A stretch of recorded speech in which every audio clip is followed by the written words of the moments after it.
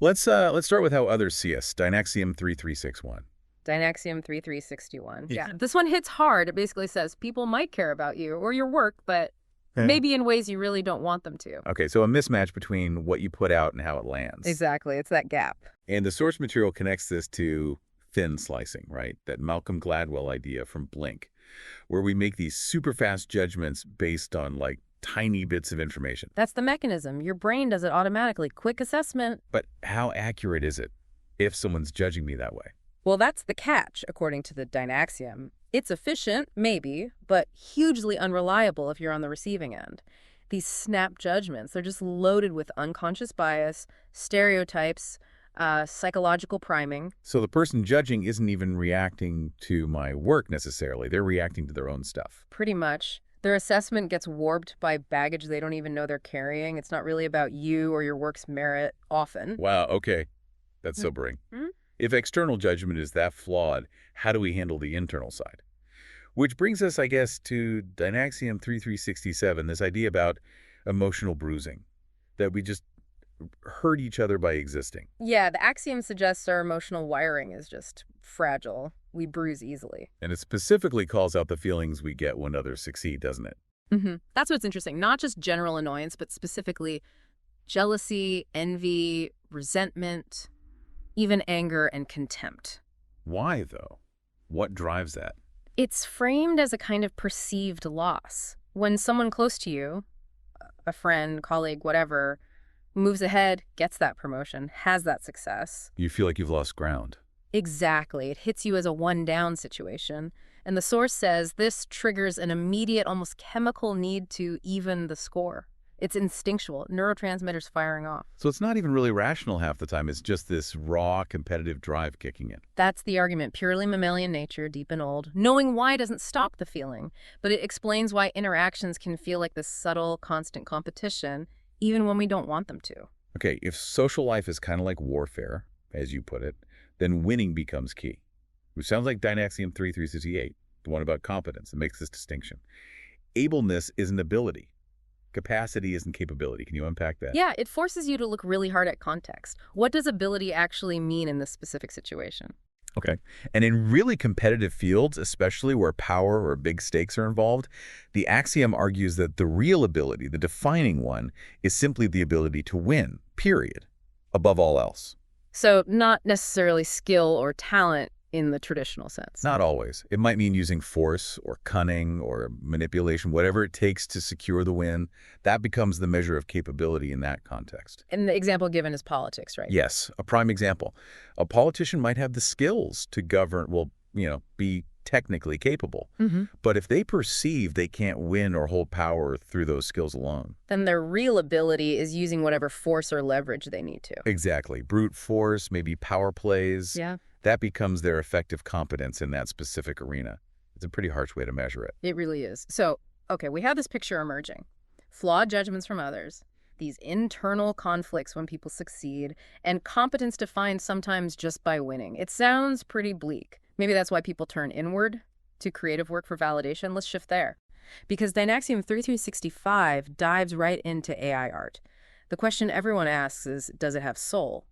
But the axiom suggests that's maybe missing a bigger point. Which is? Disembodiment. Like any recording, AI work is disembodied, separated from a physical source. Right, I see. With, say, music made by a person, even if it's recorded, we know there was a body, effort, time. Someone physically did something. Exactly. And the issue with AI art, according to this, is that it invisibilizes all that. It hides or even removes the need for that physical effort, that human presence in the moment of creation. The value shifts away from that embodied experience. Which makes the next one, Dynaxiom 3366, about the artist's intent, seem even more important. It argues art gets more interesting the more the artist thought interesting thoughts while making it. Yes, that internal process, the thinking behind the work, becomes a key value factor. It anchors the art in human intention, which is kind of the opposite of that disembodied, maybe mechanical AI process. Even if you, as the viewer, can't directly see the deep thoughts. Right. Even if it's not obvious on the surface. The axiom suggests that deep engagement ensures the artist isn't just, phoning it in. It requires a human mind wrestling with ideas during the act of creation. Okay, but what if that intention isn't, well, pure? What if it's cynical? that seems to lead into Dynaxiom 3369. This one's even dated October 31st, 2025. It says in postmodernism, the skills that often get rewarded are cleverness and cunning, and the world often just overlooks a lack of, real foundational skills. And the internet is pinpointed as the big enabler here. Makes sense, right? Since the 90s, the digital world has made it almost too easy to be a kind of con. How so? By making mimicry and appearing clever super easy. You can simulate depth or skill without necessarily having the underlying foundation. Quick cleverness replaces real ability. The source draws a line there, doesn't it? Between early pop art, like Warhol, which it calls sincere in its cunning, meaning it understood the culture it was playing with. Yeah, there was a philosophical grounding there, commentary. Versus post-internet stuff, which can sometimes just be mimicry without that understanding, just copying the surface. Exactly, just the look without the thought. So the advice, really, for you listening, is to use philosophy, maybe, to check your own work, your own motivations. Are you being sincere for the art's sake? Is there real thought there? Or is it just cunning, done for some other reason, just trying to look like art? If that internal drive is the key, then Dynaxiom 3364 gives us a sort of personal test, doesn't it? If you can make yourself laugh, everything's okay. But if you're only making others laugh and never yourself, maybe that's a red flag. It connects right back to that internal validation idea. Perfect litmus test.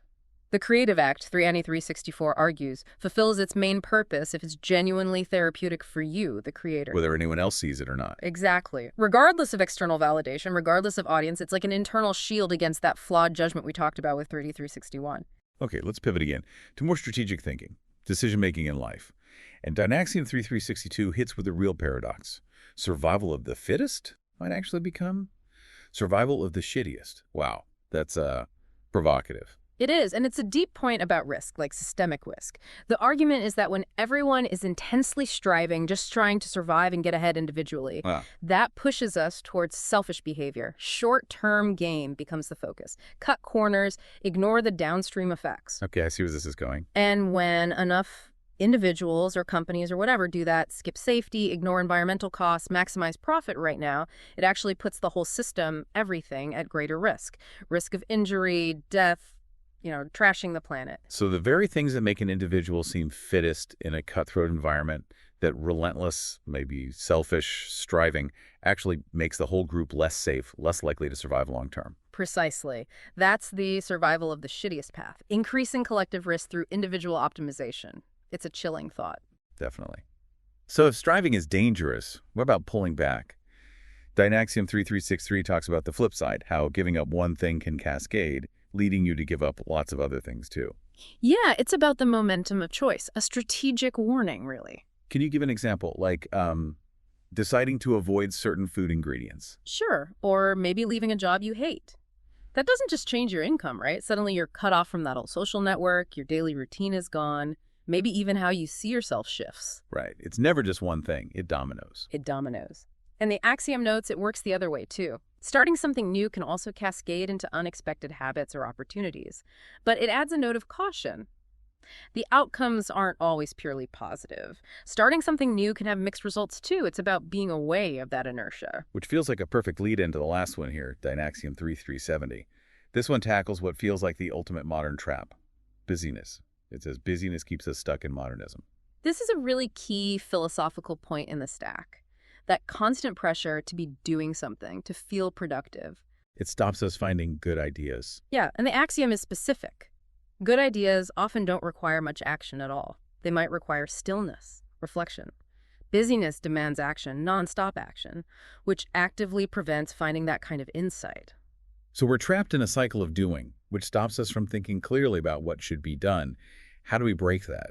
Well, 3370 suggests using the wu-wei approach as a specific tactic. Wu-wei, often translated as non-action or effortless action. Right, but maybe think of it practically as strategic non-intervention. Stepping back, allowing things to unfold a bit, letting the right solution emerge rather than forcing one immediately. Like mindful inertia, deciding not to act as a strategic choice. Exactly. Decided which battles aren't worth fighting right now or which problems might resolve themselves if you just wait and observe. Creating space. And the purpose of using wu-wei here is to get the clarity needed to choose the right strategic framework, the right ism, as the axiom puts it, for whatever situation you're facing. Okay, list a few. Traditional, modernist, postmodernist, metamodernist. We should probably quickly define those as tactics. Good idea. Let's keep it simple. Traditionalism. That's like the strategic bet that the old ways work best. Rely on order, establish procedures. Okay. Modernism. That's the default, maybe. Belief in progress, tech, rational growth. Just work harder, faster, innovate. The busyness trap itself. Right. Postmodernism. Strategically, that's about critique, deconstruction, questioning the narratives, the institutions. Maybe linked to that cleverness and cunning from Dynaxiom 3369. Makes sense. And finally, metamodernism. This is presented as like tactical synthesis, being able to shift between those modes, knowing when to be sincere, when to be ironic, when to build, when to critique. And the point of 3370 is that constant busyness keeps you stuck, likely in that default modernist mode, and prevents you from having the stillness to consciously choose the best tool, the best ism, from that whole strategic toolbox. Wow. Okay, so stepping back, this dive into Dynaxiom's 3361 to 3670 really maps out some core tensions of being alive right now, doesn't it? I think so. You see this conflict between how we're seen externally, that flawed thin slicing, and our internal world, like needing authentic creation that feels therapeutic or dealing with that competitive bruising. Yeah, and it identifies these like hidden drivers. Yeah. The almost primal urge to even the score socially. Mm-hmm. That brutal definition of competence is just winning in some contexts.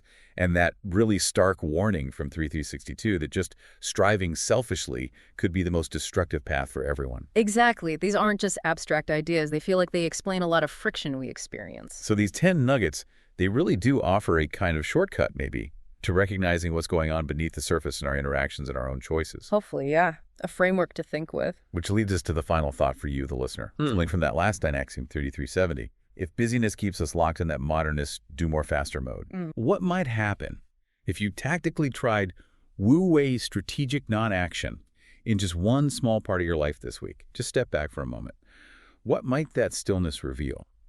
Which ism, traditional, modernist, postmodernist, or metamodernist might feel like the right strategic tool for you in that area right now once the noise of busyness dies down a bit? That's the question to chew on. What does strategic stillness look like for you?